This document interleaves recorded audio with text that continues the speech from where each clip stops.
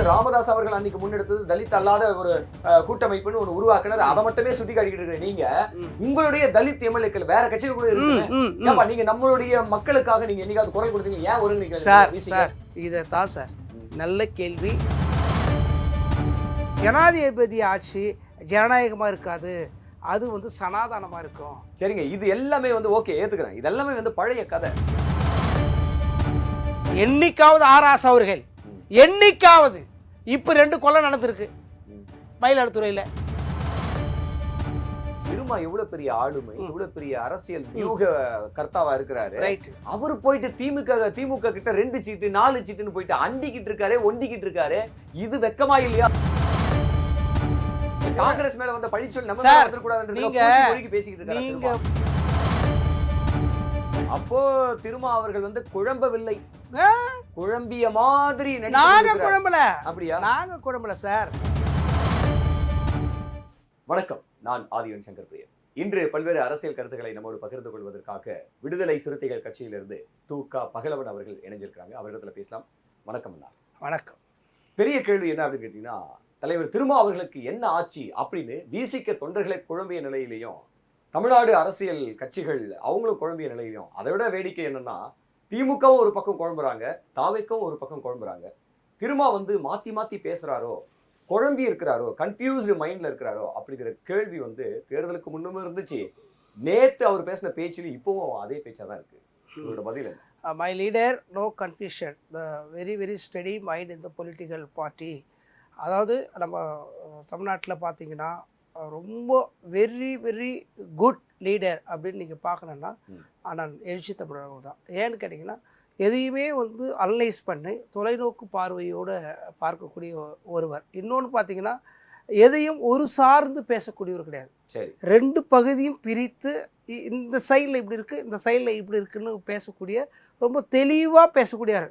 அதாவது வந்து இந்த சொல்லுவாங்களா, ஒருத்தர் சார்ந்தே பேசக்கூடிய ஒருத்தர் கூட இருந்தால் அவங்கள சார்ந்து பேசணும்னு ஒரு நிலைப்பாடு தான் தமிழ்நாடு அரசியல் இருக்குது. ஆனால் எங்கள் தலைவர்கிட்ட அதை நீங்கள் பார்க்க முடியாது.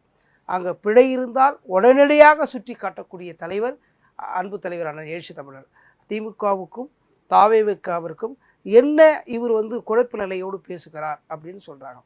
இப்போ திமுக வந்து என்ன வைக்கிறாங்கன்னு சொன்னால், நாங்கள் எங்களோட கூட்டணியில் இருந்து நீங்கள் 2 சட்டமன்ற உறுப்பினர் பெற்று இருக்கிறீங்க, சரிங்க, நீங்கள் பெற்றுட்டு நீங்கள் போய் அங்கே அமைச்சரவை இடம்பெற்று விட்டு எங்களுக்கு எதிராக வந்து செயல்படுறீங்க அப்படின்ற அவங்களுடைய ஆதங்கம். நியாயமான கேள்வி தானே? நியாயமான கேள்வி தான், அதில் மாற்றம் இல்லை. அப்போ வந்து எங்கள் தலைவர் நான் சொல்கிறேன்னா, தாவேக்கா 108 இடங்களை வெற்றி பெற்றிருக்கு. இங்கே ஆட்சி கட்டில அமர வேண்டும். அப்போ அமருவதற்கு கூடுதலான இடங்கள் தேவைப்படுது. அந்த தேவைப்படுகிற இடத்துல விடுதலை சிறுத்தைகள் இருக்கிறாங்க. அப்படி இல்லாமல் அவங்க கைவிரிச்சிட்டா இங்கே ஜனாதிபதி ஆட்சி வந்துடும். அந்த ஜனாதிபதி ஆட்சி ஜனநாயகமாக இருக்காது, அது வந்து சனாதானமாக இருக்கும். சரிங்க, இது எல்லாமே வந்து ஓகே, ஏற்றுக்கிறேன். இது எல்லாமே வந்து பழைய கதை. சொல்லிட்டீங்க, அப்பவே விளக்கம் சொல்லிட்டீங்க. நாங்க ஏன் வந்து தாவேக்காவுக்கு ஆதரவு கொடுத்தோம், அமைச்சர்களை ஏன் பங்கெடுத்தோம் அப்படின்ற சொல்றதெல்லாம் வந்து ஓகே. ஆனா இன்னமும் ஜூலை 1ஆம் தேதி வந்து கூட்டணிக்கான ஒரு பேச்சுவார்த்தை நடந்துச்சு. முதல்வர் விஜய் அவர்கள் வந்து பேசணும். ஆனா இன்னைக்கும் வந்து அதனுடைய முடிவு எட்டப்படவில்லை. அந்த ஒருமணி குழு தலைவர் யாரு, என்ன பேர் வைக்கல கூட்டணிக்கு, அது இதெல்லாம் பேசிக்கிட்டு இருக்க, இன்னும் கூட முடிவுக்கு வரல. அமைச்சரவையில பங்கேற்றுட்டோம் அப்படிங்கிறதுக்காகவே நாங்க வந்து கூட்டணியில் இருக்கணும்னு சொல்ல முடியாது அப்படின்னு நேத்து சொல்றாரு. அதாவது மாண்புமிகு ஜோசப், நம்மளுடைய மாண்புமிகு முதலமைச்சர் ஜோசப் விஜய் அவர்கள் மகாபலிபுரத்தில் கூட்டிய கூட்டத்தில் அவர் வந்து என்ன அந்த கூட்டணி தலைவர்களை எதுக்கு அழைச்சிருக்கிறார் சொன்னால், அவங்க நிலைப்பாடுலாம் என்னவா இருக்கு, எதை பத்தி கூட்டணி பத்தின்றது இல்லை, இந்த ஆட்சி பற்றி, எங்களுக்கு கூட்டாட்சி அமைச்சதை பற்றி நம்ம எப்படி நடந்து கொள்ளலாம் அப்படின்ற பற்றி அவருக்குள்ள ஒரு சந்தேகத்தை பூர்த்தி செய்வதற்குள்ள அடைச்சிருக்கிறாரு. இப்போ அதே மாதிரி வந்து நம்ம மாண்புமிகு முதலமைச்சரை வந்து நம்ம பாராட்டணும். அவர் முதலமைச்சராக இருந்தாலும் கூட இதுக்கு முன்னாடி அரசியல் களத்தில் இருந்தாங்கல்ல, அவங்க தான் முதிர்ச்சியானவங்க, பக்குவம் அடைந்தவர்கள். அதனுடைய அடிப்படையில் கூப்பிட்டு நம்ம பேசி நமக்கு எல்லாம் ஏதாவது சின்ன பிழைகள் இருந்தால் கூட அதை சரி செய்து கொள்ளலாம் அப்படின்னு கேட்குற தமிழ்நாட்டில் முதலமைச்சர் யார் கேட்டால் மதிப்பு மிகுந்த மாண்புமிகு முதலமைச்சர் ஜோசப் விஜய் அவர்கள் தான். தேவையும் இருக்குல்ல, ஏன்னா பயிற்சி இல்லை, பயிற்சி இருக்குதா இல்லையா இல்லைங்க. வீம்புக்காக பண்ணக்கூடிய அம்மையார் ஜெயலலிதா கூட பயிற்சி இல்லாமல் தான் வந்தாங்க. அவங்க எல்லாரும் உதாசீனப்படுத்துறாங்க, ஒருத்தரும் கிடையாது. அதே அதிமுக இருந்தவங்களே அத்தனை பேரும் ஆர்.என். வீரப்பனா இருக்கட்டும், திருநாவுக்கரசராக இருக்கட்டும், மற்றவங்க எல்லாரையும் தூசி தட்டி ஓரம் கட்டப்பட்டவர்கள் தான். நீ வந்து முதிர்ச்சியானவரா, எனக்கு நான் உன்னை என்னோட சீனியர் சொல்றியா அப்படின்னு துரத்தி விட்டவங்க தான். ஆனால் இங்கே முதலமைச்சர் ஆன பிறகு எல்லோரும் முதலமைச்சர் ஆகாத வரையில் அவர் ஏதோ ஒரு ஒரு இடத்த தான் பார்த்தாங்க. முதலமைச்சர் ஆன பிறகு கூட அந்த தலைகணம் இல்லாமல் நடுநிலையே சொல்லுங்க, எனக்கு என்கிட்ட கூட சின்ன சின்ன பிழைகள் இருக்கலாம், அதை நீங்கள் சொல்லுங்க, நான் மாற்றிக்கொள்ளுகிறேன் அப்படின்னு சொல்லுகிற ஒரே முதலமைச்சர் யாருன்னு சொன்னால் நம்முடைய மதிப்பு மிகுந்த தமிழகத்துடைய வெற்றி கழகத்தினுடைய தலைவராகவும் தமிழகத்துடைய முதலமைச்சராகவும் இருக்கிற ஜோசப் விஜய் அவர்கள். ஏற்கனவே திமுக கட்சியை சார்ந்தவங்க வந்து கொந்தளிச்சுக்கிட்டு இருக்காங்க. விசிக பண்ற வேலையை பார்த்தியா, எங்களை விட்டு போயிட்டு இந்த மாதிரி பண்ணிட்டு இருக்காங்க, நீங்க வேற முதலமைச்சரை பத்தி துதி பாடுற மாதிரி இருக்கு. நான் ஒண்ணு சொல்றேன், இதை பார்த்து அவங்க இன்னும் கொந்தளிக்க மாட்டாங்க. விடுதலை சிறுத்தைகளுடைய கொள்கையே 2 திராவிட அரசியல் சக்திகளை மாற்ற வேண்டும், சக்திகளை மாற்ற 2 சக்திகளையும் மாற்ற வேண்டும். அப்புறம் எப்படிங்க கூட்டணியில் இருந்தாங்க? ஏங்க, அதாவது எங்கள் கூட்டணி நாங்கள் எதுக்காக வச்சிருக்கோம்னா, பாஜக என்ற ஒரு சனாதன சக்தி இங்கே உள்ளே வந்துடக்கூடாது. புரட்சியாளர் அம்பேத்கர் சட்டத்திட்டங்களை மாற்றுவதற்கான முன்முயற்சிகள் நடந்து கொண்டிருக்கிறது. அதை தடுத்து நிறுத்துவதற்கு இங்கு ஒரு பலமான ஒரு கூட்டணி தேவைப்படுகிறது. ஆனால் அதிமுக பாஜகவோடு இருக்கிறது. அது அம்பேத்கர் சட்டத்தை மாற்றுவதற்கு உற்ற துணையா இருக்கிறது. அதை எதிர்கொள்ளக்கூடிய கட்சி திமுக. அதோடு நாங்கள் இருந்தோம். இந்த அளவுகோல் தான் எங்களுதே தவிர, ஆனாலும் 2 திராவிட கட்சிகளை மாற்ற வேண்டும் என்கிற சிந்தனை விடுதலை சிறுத்தைகளில் உண்டு. அப்படி என்ன திமுக வந்து உங்களுடைய அரசியல் கொள்கைக்கு 75 ஆண்டு கால அரசியலில் ஒடுக்கப்பட்ட மக்கள், வஞ்சிக்கப்பட்டு கிடக்கின்ற மக்கள் என்றைக்காவது வீதிகளிலே தலை நிமிர்ந்து நடந்தார்களா? சமூக நீதி நாங்கதான் அப்படின்னு திமுக நிறைய விஷயங்கள் பண்ணதா சொல்லி வார்த்தைகள் மட்டுமே இருக்கிறது சமூக நீதி என்று. வார்த்தைகள் மட்டுமே இருக்கிறது, பேச்சு ஜாலங்கள் மட்டுமே இருக்கிறது. அவர்களுடைய கட்சியிலேயே திமுகவில் இருக்கிற மாவட்ட செயலர் கணக்கெடுப்பு எடுத்து பாருங்கள், தலித் மக்களுக்கு எத்தனை மாவட்ட செயலர் இருக்கிறாங்க? இது எல்லாமே இந்த பெண்களுக்கு எத்தனை மாவட்ட செயலர் கொடுத்துக்கிறாங்க? சரி, இது எத்தனை பேர் சொல்றேன். இங்க இன்னொரு விஷயம் சொல்றேன் நானு. இப்ப நீங்க வந்து விடுதலை சிறுத்தைகள் கட்சியில வந்து உங்களுடைய சட்டமன்ற உறுப்பினர்களுடைய எண்ணிக்கை வந்து கடந்த ஆட்சியில் வந்து 4 பேர். சரி, அந்த நிலையில நீங்க இருந்தாலுமே கூட தலித்துகளா மற்ற கட்சிகள்ல திமுகவிலையும் அதிமுகவிலையும் வந்து 42, 44 அந்த 18% அடிப்படையில 234 எம்எல்ஏக்கள்ல அவங்களெல்லாம் என்னைக்காவது நீங்க வந்து இந்த பாடத்தை அவங்களுக்கு எடுத்தீங்களா? நீங்க அதை என்னைக்காவது விடுதலை சிறுத்தைகள் நல்ல கேள்வி, நல்ல கேள்வி. யார் யாரோ வந்து இது வந்து தலித்துகள் அற்ற ஒரு அனைத்து கட்சி கூட்டம் நடத்திருக்காங்க, அதை வந்து சுட்டி காட்டுறீங்க. இருக்கையா, நீங்க அதை வந்து ராமதாஸ் அவர்கள் அன்னைக்கு முன்னெடுத்தது தலித் அல்லாத ஒரு கூட்டமைப்புன்னு ஒன்று உருவாக்குனர், அதை மட்டுமே சுட்டி காட்டிக்கிட்டு இருக்கிற நீங்க உங்களுடைய தலித் எம்எல்ஏக்கள் வேற கட்சியில கூட இருக்கு. நீங்க நம்மளுடைய மக்களுக்காக நீங்க என்னைக்காவது குரல் கொடுத்தீங்க, ஏன் ஒருங்கிணைக்கல? சார், இதைத்தான் சார், நல்ல கேள்வி, உங்களை நான் மனதார பாராட்டுகிறேன். இதைத்தான் 1990 தோன்றிய விடுதலை சிறுத்தைகள் இயக்கம் 2026 வரையில் தொடர்ந்து கேட்டுக்கொண்டு இருக்கிறோம். யாரை கேட்டீங்க? ஆளுகின்ற ஆட்சியாளர்களும் ஆண்டு சென்ற ஆட்சியாளர்களும் கேட்டுக்கிட்டு இருக்கோம். சரி, அதுக்காக ஒரு பாட்டு வந்து சின்ன தம்பின்ற ஒரு திரைப்படத்துல ஒரு பாட்டு உண்டு. குயிலை பிடித்து மயிலை பிடித்து காலை பிடித்து ஆட சொல்றது. இது வந்து அதிமுக திமுகவும் செய்கிற வேலை என்று மேடை தோறும் பேசியவர் எங்கள் தலைவர் அண்ணன் எழுச்சி தமிழர். என்னன்னு கேட்டீங்கன்னா, குயிலை பிடித்து கூண்டில் அடிச்சுட்டு கூவ சொல்ல எப்படி கூவுமா? நம்மளை காப்பாத்தின்னு தான் பார்க்கும். அந்த இடத்துல சாக பாடுமா மயிலை ஒடிச்சு காலை ஒடிச்சு கட்டி போட்டுட்டு அதை வந்து ஆட சொன்ன குயிலும் மயிலும் திருமாவா? இல்ல, அதிமுகவில் இருக்கிற சட்டமன்ற தனித்தொகுதியில் நின்றவர்கள், ஆமா, தனித்தொகுதியில் நின்றவர்கள் என்றைக்காவது தலித்து பாதிக்கப்படுகிற போது, ஆனா ராசா உள்பட, இளம்பரிதி அவர் இறந்து போயிட்டார், இப்ப அவரை பத்தி பேசக்கூடாது. இருங்க, ஆராசா உள்பட சொல்றேன், தலித் தனித்தொகுதி தான் நீங்க என்னைக்காவது ஆராசா அவர்கள் என்னைக்காவது இப்ப 2 கொலை நடந்திருக்கு மயிலாடுதுறையில, கொலை கொடுத்திருப்பாரா? கலைஞர் இதை செய்தார், எங்க தலைவர் கலைஞர் இதை செய்தார், தளபதி இதை செய்தார், எங்கள் உதயநிதி இதை செய்தார். அந்த புகழ்பாடுதலையே கவனம் செலுத்துற ராசா அவர்கள் ஒடுக்கப்பட்ட மக்களுக்காக நிற்கிற தனி தொகுதியில அந்த மக்களுக்கு அந்த பிரதிநிதியான ஒரு ஆளா இருக்கிற நீங்க குரல் கொடுத்திருக்கீங்களா? அது அதிமுகவில் இருக்கிறவங்க சாரும். தனி தொகுதியில் நிற்கிற யாரும் அதிமுக திமுகவில் இருக்கிற யாருமே தனி தொகுதியில் நின்றவர்கள் தாழ்த்தப்பட்ட மக்களுக்கு ஒரு நீங்க அநியாயமா பேச சொல்ல சார், நாங்க அநியாயமா பேச சொல்ல, பாதிக்கப்பட்ட மக்கள் ஆறுதல் சொல்லியிருக்கீங்களா? இன்னும் சொல்ல போனால் புரட்சியாளர் அம்பேத்கர் பிறந்த நாளில் நீங்கள் வந்து இங்கே ஆரியபுரத்தில் இருக்க அம்பேத்கர் மணிமண்டபத்தில் வந்து அஞ்சலி செலுத்தியிருப்பீங்களா? புகழாரம் பேசியிருப்பீங்களா? நீங்கள் திமுகவில் நீங்கள் வந்து என்னது ஆதிதிராவிட நலத்துறை அமைச்சராக இருந்தீங்களே, அன்னைக்கு ஒரு நிகழ்ச்சியை நடத்தி அன்னைக்கு புரட்சியாளர் அம்பேத்கர் புகழ் பேசியிருப்பீங்களா? பேசுனதே கிடையாது. அப்போ நீங்கள் எதுக்கு தனித்துவத்தில் நிற்கிறீங்க? சரி, உங்களுக்கு வெக்கமா இல்லை, கூச்சமா இல்லை? புரட்சியாளர் அம்பேத்கர் சட்டத்திட்டங்களை புரட்சியாளர் அம்பேத்கருடைய சட்டத்திட்டத்தில் இருக்கிற நீங்கள் மந்திரி ஆகிறீங்க, எல்லாமே ஆகிறீங்க, சட்டமன்ற உறுப்பினர் ஆகிறீங்க, நாடாளுமன்ற உறுப்பினர் ஆகிறீங்க. வெக்கமே இல்லாமல் அவர்களுக்கு துரோகம் செய்றீங்க. நீங்க அப்படி அசால்ட்டா சொல்லிட்டு கடந்து வர முடியும். நான் அசால்ட்டா சொல்ல சார், இதே கேள்விதான் உங்களையும் கேக்குறாங்க. சொல்லுங்க சார். திருமா எவ்வளவு பெரிய ஆளுமை, எவ்வளவு பெரிய அரசியல் வியூக கர்த்தாவா இருக்கிறாரு. ரைட். அவர் போயிட்டு திமுக கிட்ட 2 சீட்டு 4 சீட்டுன்னு போயிட்டு அண்டிக்கிட்டு இருக்காரு, ஒண்டிக்கிட்டு இருக்காரு. இது வெக்கமா இல்லையா அப்படின்னு வந்து திமுக சார்ந்தவங்களும் அது மத்தவங்களும் வந்து பேசுறாங்களே. ஒரு வகையில் அவர்கள் வந்து ஆர்வத்துல நம்ம தலைவர் அண்ணா எழுச்சி தமிழர் வந்து இவ்வளவு பெரிய ஆற்றல்வாதியா இருக்கிறார், திறமவாதியா இருக்கிறாரு, நல்ல சிந்தனையாக இருக்கிறாரு, நல்ல பேச்சாளராக எழுத்தாளராக இருக்கிறாரு, இவரு போய் அங்கே நிற்கலாமா அப்படின்ற எண்ணத்தோடு தான் அவங்க சொல்கிறாங்க. ஆனால் அதில் ஒரு சின்ன மாற்றம் இருக்குது.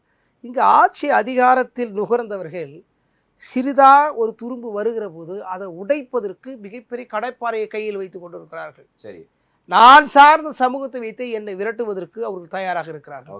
அவர்களை கைகுலியாக மாற்றி அவர்களை அடிமைகளாக்கி வைத்திருக்கிறார்கள். அதிலிருந்து மீறி இன்னும் சொல்ல போனால் நான் ஒன்று வெளிப்படையே இந்த ஊடகத்து வாழையா சொல்லுங்க. விடுதலை சிறுத்தைகள் 1990 எங்கள் இயக்கம் கட்டும் போது எங்களுக்கு எதிராக நின்றவர்கள் மாற்று சமுதாயத்தை விட அதிமுகவிலும் திமுகவிலும் இருக்கிற என் சமூகத்தை சார்ந்தவர்கள் எங்களை எதிராக பார்த்தார்கள். விடுதலை சிறுத்தைக்கு உள்ளே வரக்கூடாது, அவர்களை மீறி தான் நாங்கள் கட்டமைப்பு பண்ணி இன்றைக்கு இவ்வளோ தூரம் வந்திருக்கிறோம். அதுக்கு யார் காரணம் சொன்னால் இவருடைய முதலாளிகள் தான் காரணம். இந்த பண்ணை முதலாளிகள் தான் எங்களோட எதிர்ப்பு கொள்ள வைத்தார்கள். சாதிய சிந்தனையாளர்கள் கூட வேற. ஆனால் நாங்கள் வந்து எந்த இடத்திலும் சரிங்க நம்ம எங்கெங்கேயும் அப்படி விலகி போய்கிட்டு இருக்கிறோம். திரும்ப வந்து இன்னைக்கு என்னைக்கு எதனால வந்து குழப்ப நிலையில பேசுறாரு, மாத்தி பேசுறாரு அப்படின்றது மிக முக்கியமான ஒரு கேள்வி. சரி, நீங்க சொல்லிட்டீங்க பாஜகவை எதிர்க்கிற காரணம் தான் நாங்க வந்து அவங்களோட இருந்தோம், அதர்வைஸ் 2 திராவிட கட்சிகள் இருக்கவே கூடாது அப்படிங்கிறதா திருமாவோட கொள்கை அப்படின்னு சொல்றீங்க. அப்புறம் ஏங்க நேத்து கூட வந்து நான் மு.க. ஸ்டாலின் அவர்கள் மதிப்பிற்குரிய முத்துவேல் கருணாநிதி அவர்கள் வந்து எனக்கு அண்ணன், எனக்கு நட்பா இருப்பேன், உறவா இருப்பேன், இருந்துகிட்டே இருப்பேன், நான் இன்னும் கூட்டணி விட்டு விலகிட்டேன் நான் சொல்லவே இல்லையே, அவங்க தான் அறிவிச்சாங்க அப்படின்னா மறுபடியும் நான் கூட்டணி இருக்க போறேன்னு சொல்ல இல்ல நன்றி மறப்பது நன்று, நன்றே மறப்பது அன்று நம்மளுடைய வெள்ளவு பெருதையை சொல்றாங்க. ரைட்டுங்க, கேளுங்களா? நாங்க வந்து விசுவாசத்தோடு செயல்படக்கூடியவர்கள். சரி, நீங்க உடனே நீங்க வந்து அந்த பழிச்சொல் நம்ம மேல வந்துடக்கூடாது அப்படின்னு இல்ல பழிச்சொல் இல்ல, காங்கிரஸ் மேல வந்த பழிச்சொல் நம்ம மேல வந்துடக்கூடாது. நீங்க பண்ண எத்தனையோ பிரச்சனைகளுக்கு நாங்க பதில் சொன்னோம் சார். திமுக பண்ண எத்தனையோ பிரச்சனைகளுக்கு இன்னும் சொல்ல வெளிப்படையாக சொல்லணும்னா ஈழத்தமிழர் விஷயத்திலேயே மாண்புமிகு கலைஞர் அவர்கள் உண்ணாநிலை போராட்டம் தொடங்கினார்கள். நம்ம அண்ணா சாலையில் அண்ணா சமாதி கிட்ட அவர் பண்ணார், அண்ணா சதுக்கம் கிட்ட ஒரே ஒரு மணி நேரம் இருந்து விட்டு வெளியே வந்துட்டார். இதனால் அவர் வந்து முதியவர், அவர் வயசு முதிர்ந்தவர், வயசுக்கு இடமளிக்காது உணர்நிலையில் போராட்டம் இருக்கிறதுக்கு, அவர் வந்து இது மாதிரி இருக்கக்கூடாது அப்படின்னு நம்ம தலைவர் சொன்னார். அப்படின்னா சொன்னாங்க 1 மணி நேரத்தில் நாங்கள் வந்து போரியை நிறுத்திட்டேன்னு சொன்னார். 1 மணி நேரத்துக்கு எப்போ போராட்டத்துக்கு துரோகின்னு சொன்னாங்க. இதுக்கு கலைஞருக்கு எத்தனை வக்காலத்துக்கு வாங்கி திமுகக்காரர் கூட பேசலை. அவர் வயசு முதிர்ந்தவர், அதுக்கு மேலே அவரால் பண்ண முடியாது. நீங்கள் புரிஞ்சு கொள்ளுங்கள், தமிழ்நாட்டிலேயே நம்ம வந்து ஈழத்தமிழுக்கு போராட்டத்தை வந்து நம்ம எதிர்த்தா மட்டும் போதாது, உலக நாடு முழுவதும் நம்ம வந்து எதிர்கொள்ள முடியாது. நம்ம இந்த மாநிலத்தில் வந்து எதிர்த்தா ஒன்று அங்கே ஒன்று போர் நடந்துடாதுன்னு சொல்லி இப்படி வக்காலத்து வாங்கி பேசியதன் காரணமாக உலக தமிழர்கள் முழுவதும் எங்கள் தலைவரை எதிர்த்தார்கள், உங்களை எதிர்க்கலை. ஆனால் நீங்கள் நன்றி கட்டத்தனமா இவ்வளோ சொல்லி சோபான்னா எந்த சோபா? சினிமா நினைச்சாங்களா அந்த சோபாவை சொல்கிறீங்களா? எந்த சோபா சொல்கிறீங்க? அந்த சோபா தற்கொலை பண்ணிக்கிறாங்க, அந்த சோபாவுடைய விஷயமே இன்னும் வெளியே வரல. இந்த சோபாவை பற்றி சொல்லிக்கிட்டு இருக்கிறீங்க. என்ன சினிமா பார்த்துட்டு நீங்கள் சினிமாக்காரர் ஏங்க, நீங்கள் தாங்க முதல்ல சினிமாக்காரர். இப்போ நீங்கள் வந்து லண்டன் போனார்ல முன்னாள் முதலமைச்சர் அண்ணன் ஸ்டாலின் போனார்ல, எப்படி போனார்? கோட் ஷூட் கூலிங் கிளாஸ் போட்டு போனார். விஜய் வந்து இப்படி கை காட்டினாக்கா, முதல்வர் விஜய் அவர்கள் வந்து இப்படி கை காட்டினா சினிமா மாதிரியே கை காட்டுறாரு, சினிமா மாதிரியே கிளாஸ் போடுறாரு, சினிமா மாதிரியே நடக்கிறாருன்றீங்க. நீங்கள் யாருங்க அப்போ? நீங்கள் எதுக்குங்க அப்படி போகிறீங்க? அப்போ நீங்கள் மட்டும் அப்படி போகலாம், சினிமாக்கார மாதிரி போட்டுக்கின்னு போகலாம். சினிமாவிலே இருந்து ஒரு வந்து நீங்கள் கையாட்டினா சினிமாக்காரர். என்னங்க இது நாடகம்? என்ன நாடகம்? சரிங்க, அது இருட்டுங்க. இப்போ திருமா அவர்கள் வந்து தொண்டர்களுக்கு பதில் சொல்லுகிற வகையில நான் வந்து விளக்குறேன் அப்படின்ற மாதிரி பாஜகவை வந்து கூட்டணி வச்சுக்கிட்டு திமுகவும் அதிமுகவும் சேர்ந்து ஆட்சி அமைப்போம், அதுல திருமாவுக்கு வந்து ஒரு முக்கியமான இது பண்ணுவோம், முதல்வராக கூட ஆக்கும் அப்படின்ற பேச்செல்லாம் நடந்துச்சு. ஒருவேளை நான் அப்படி போயிருந்தேன்னா அப்போ என் தொண்டர்களை என் இளைஞர்களை வந்து நான் சரியா வளர்த்தெடுக்கல, அரசியல் புரிதலோட வளர்த்தெடுக்கல அப்படிங்கிறது நடந்திருக்கும். அது உங்களுக்கு ஓகேவா அப்படின்னு சொல்லி கேட்கிறாரு. எங்க தலைவர் தமிழ்நாட்டு அரசியல் தலைவரே ஒரு தீர்க்கதரிசி. சரி, எவ்வளவு தொலைநோக்கு பார்வையோடு பார்க்கக்கூடியவர். இகண்ட அகண்டு இருக்கிற சாதியவாத சிந்தனைக்குள்ளாகவும் மதவாத சிந்தனைக்குள்ளாகவும் சிக்கி கிடக்கின்ற தலித்தின மக்களை அரசியல் படுத்துவது என்பதே மிகப்பெரிய புரட்சி. புரட்சியாளர் அம்பேத்கர் அவர்கள் சொல்லியிருக்கிறார், என் சமூகம் செம்மறி கூட்டம். சரி, ஒரு செம்மறியாடு தவறி விழுந்து விட்டால் கூட பின்னாடி வருகிற செம்மறியால போயிட்டு இருக்கும். அதனால அவங்கள வந்து மாட்டுவதற்கு ரொம்ப சிரமம். அதனால தான் நான் தேர்தல் நின்ற போது கூட என்ன தோற்கடித்தார்கள் அப்படின்னு புரட்சியாளர் அம்பேத்கர் சான்று சொல்லியிருக்கிறார்.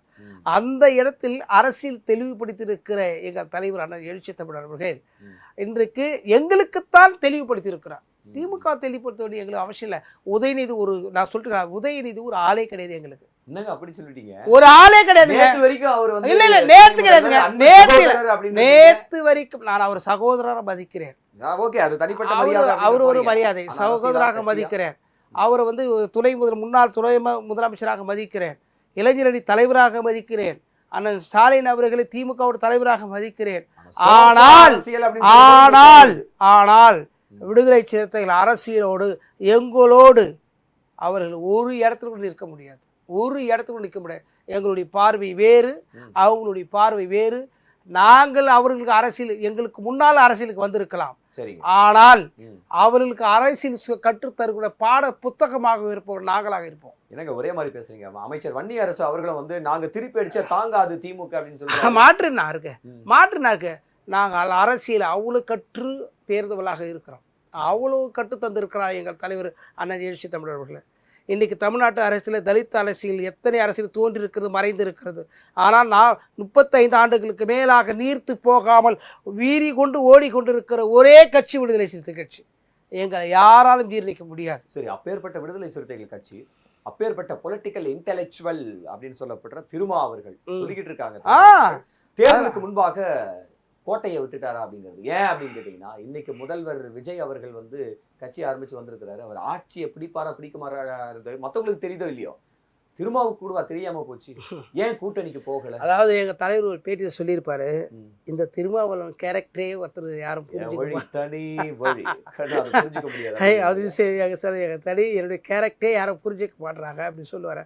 இது எங்க நீங்க பார்க்கணும்னு சொன்னா, மரவண சிறையில் இருக்கிற நம்மள புரட்சியாளர் அம்பேத்கர் அவர்கள் காந்தி அவர்கள் உண்ணாநிலை போராட்டம் இருக்கும் போது அந்த போராட்டத்தில் வந்து அவரை கூட்டிகிட்டு வந்து கேட்பாங்க, உங்களால் வந்து அவர் காந்தி இறந்து போயிட்டு வர பொழுது அதெல்லாம் ரொம்ப பிரச்சனை வந்துடும், நீங்கள் வந்து தயவு செய்து வந்து அங்கே வந்து இது பண்ணிட்டு. அப்போ சொல்லுவார் வந்து, மிஸ்டர் காந்தி, நீங்கள் இந்த மாதிரி மிரட்டலாம் என்கிட்ட வச்சுக்கிறாதீங்க, நீங்கள் வேற எங்கன்னா வச்சுக்கோங்க, ஓகே சரியா? அது பப்ளிக்கில் இது மாதிரி பேசிட்டாங்க, அதுக்காக நான் வந்து இங்கே வந்தேன், இல்லை நான் வரமாட்டேன், நீங்கள் செத்தா எனக்கு நாங்கள் கேட்பாரு. அதே தான் எங்கள் தலைவர் சொல்கிறேன். மக்கள் பார்த்துக்கிட்டு இருக்கிறாங்க, என்னடா இவர் இது மாதிரி ஆயிடுவாரா அது மாதிரி ஆயிடுவாரு சொல்லுங்க, எப்படி நடுநிலையாக போகணுன்றது. அதனால் நடுநிலையாக போகிற ஒரு தலைவரை நீங்கள் கொச்சைப்படுத்த நினைத்தால் எங்கள் தலைவனுடைய விழிகள் இப்படி சற்று மாறி பேசினா நீங்கள் தாங்க மாட்டீங்க. சற்று கொஞ்சம் தான் அப்படி மாறி போச்சுன்னா நீங்கள் மாறி. நாங்கள் எல்லா அரசியலையும் பேசுவோம் சார். வர்க்க அரசியல், உலக அரசியலேருந்து, ஒபாமா அரசியலேருந்து, மார்ட்டின் லூதர் கிங் அரசியல் வரைக்கும் நாங்கள் பேசுவோம் சார். லெனின் அரசியலேருந்து, சேகுவாரா அரசியலேருந்து, இப்போ பிடல் கேஸ்ட்ரோ அரசியலேருந்து, ஆனால் பிரபாகரன் அரசியல் வரைக்கும் நாங்கள் பேசுவோம் சார். சரிங்க, அப்போ இப்போ நீங்கள் கொடுக்குறீங்க பேட்டியில், இப்போ சொல்கிறீங்க நீங்கள் திராவிட கட்சிகளை ஒழிக்கணும் அப்படின்றத எங்கள் தலைவருடைய கண்டிப்பாக அதை பகிரங்கமாக அறிவிங்க. அப்போ கண்டிப்பாக சார், பகிரங்கமாக மேடைகள் அறிவிச்சார். எங்கள் தலைவர் வச்சுட்டாரு. என்னன்னு சொன்னார்? எங்கள் தலைவர் வச்சுட்டாரு. நாங்கள் திமுக கூட்டணியிலிருந்து நாங்கள் வெளியே இருக்கோம் நாங்கள் சொல்லவில்லை. சரிங்க, அண்ணன் ஸ்டாலின் அவர் தான் சொன்னார். நாங்கள் அறிவிக்கலைங்க, அவர் அறிவிச்சிட்டாரு. அப்போ எதிரி யாரு? எதிரி யாரு? அப்போ நாங்கள் அமைச்சராகத்து வயிற்றறிச்சி அடையிறது யாரு? நாங்கள் அமைச்சரானா உங்களுக்கு வயிற்றறிச்சி வருமா? அதனால் நீங்கள் எங்களை தூக்கி எறிவீங்களா? அப்போ இத்தனை ஆண்டு காலமாக எங்கள் கூட இருந்தேன்னு சொல்கிறது உடனே அமைச்சரான வயிற்றறிச்சி வருது யாருக்கு வருது? எங்களுக்கு வருது, உங்களுக்கு வருது. அதை தான் எங்கள் தலைவர் சொன்னார்.